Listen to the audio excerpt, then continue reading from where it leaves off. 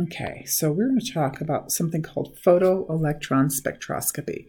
This is technically something that was taught to me in fourth year college chemistry, physical chemistry.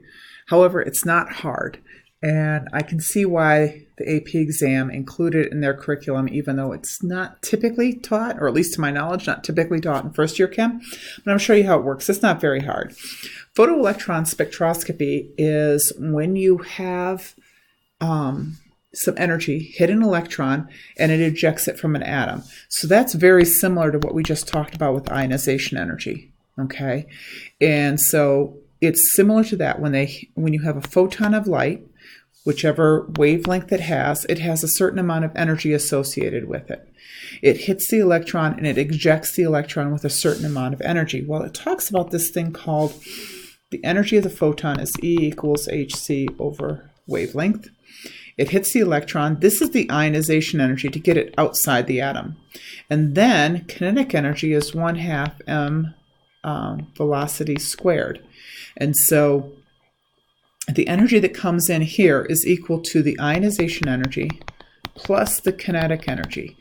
And so what we can do is you can find out, if you send in something with a sufficient amount of energy, you can find out how much energy it takes. This is how you determine the ionization energy. So they have something, they hit it with a very high energy source, ultraviolet, X-ray, probably not gamma, but they hit this atom, the electrons go flying off, they go zipping around, and they get caught up on a detector, and they measure how fast the electron is coming off. They know how much energy was associated with that wavelength, therefore they can calculate the ionization energy.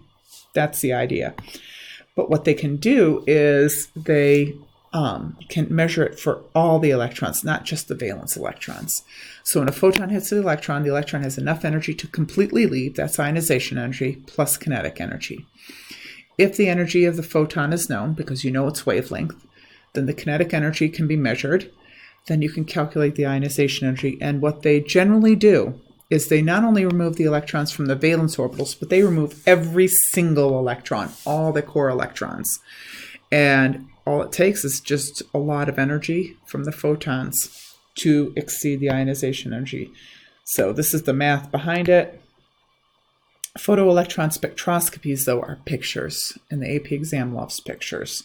This is what they look like. So for lithium, it has 3 total electrons, 1s2, 2s1. It's got 3 protons. If they took all the electrons off, the complete photoelectron spectrum looks like this. Okay, I want you to notice a couple of things. First of all, 0 for energy is all the way over here. Okay, that's where the electrons normally hang out, the minimum amount of energy. As you add energy, you strip off electrons. The nucleus is over here. So these electrons with the highest values are the ones that are closest to the nucleus. And these are the closest, these are probably valence electrons, closest to the outside. Okay, so these are my core and those are my valence. Now we know lithium has 2 core electrons right here. And if you notice, this peak is twice as tall as that peak. And that tells you the relative number of electrons. What that tells me is that these are 2 electrons and that is 1 electron. Since this is closest to the nucleus, I know this peak corresponds to 1s2 and this corresponds to 2s1. And that's kind of how you interpret it. It's kind of like a chart that shows you how many electrons are in each energy level, as long as you recognize the nucleus is here and this is the starting point, I guess, so to speak. Okay. So how do we interpret the data? Each peak represents the relative number of electrons that require that specific amount of energy to be removed from the atom. Like I said, the height of the peak, this is 2 electrons, this is 1 electron.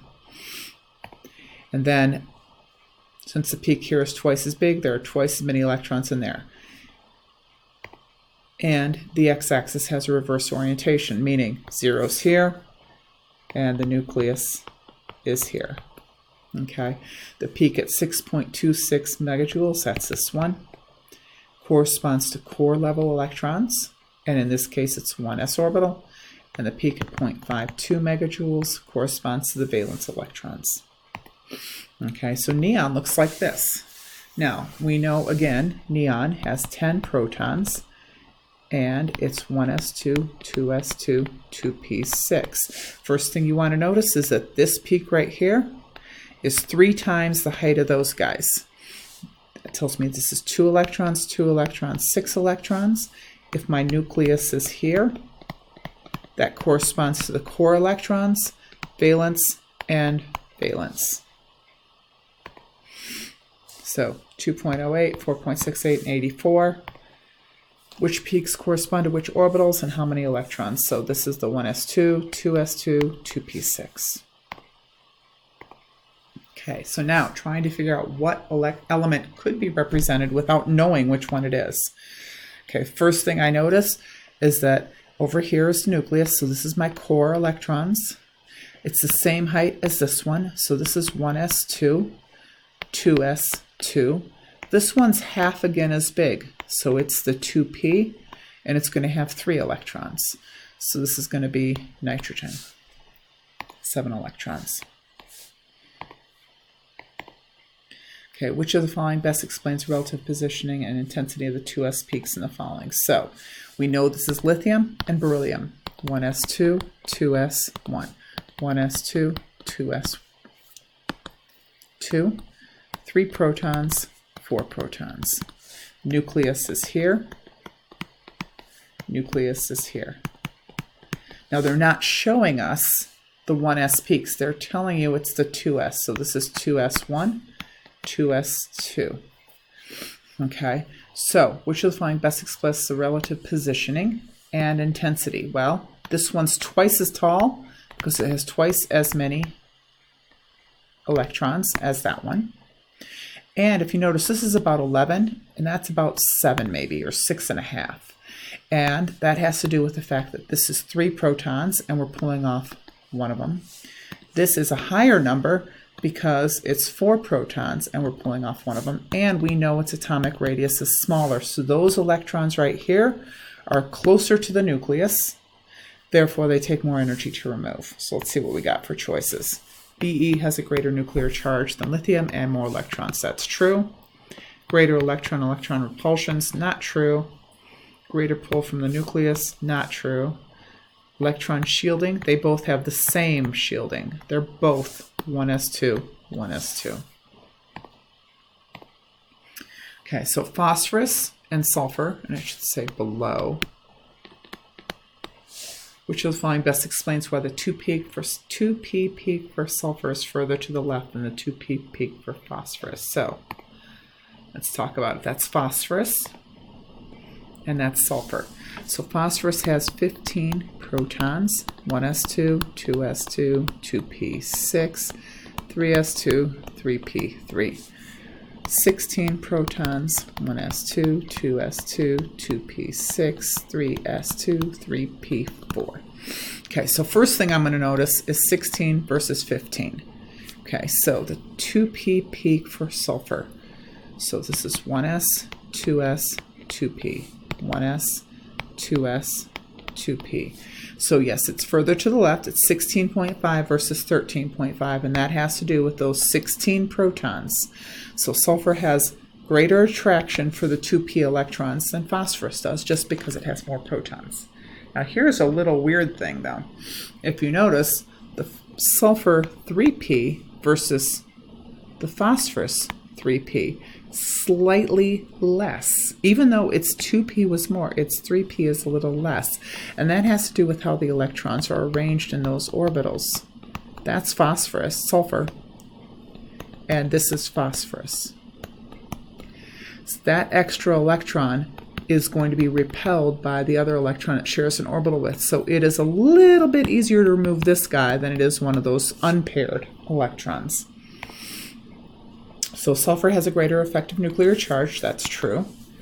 And the 3p sublevel in sulfur has greater electron repulsions than phosphorus, true. This is true.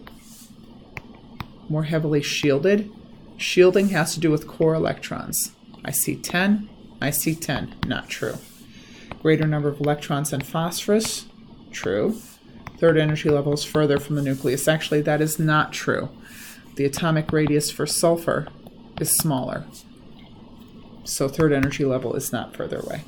Greater number of electrons from phosphorus, true. Coulombic attraction between the electron cloud and the nucleus is greater in sulfur than in phosphorus. That's true, but that doesn't explain the 3p part of it. Okay, so A is the best answer.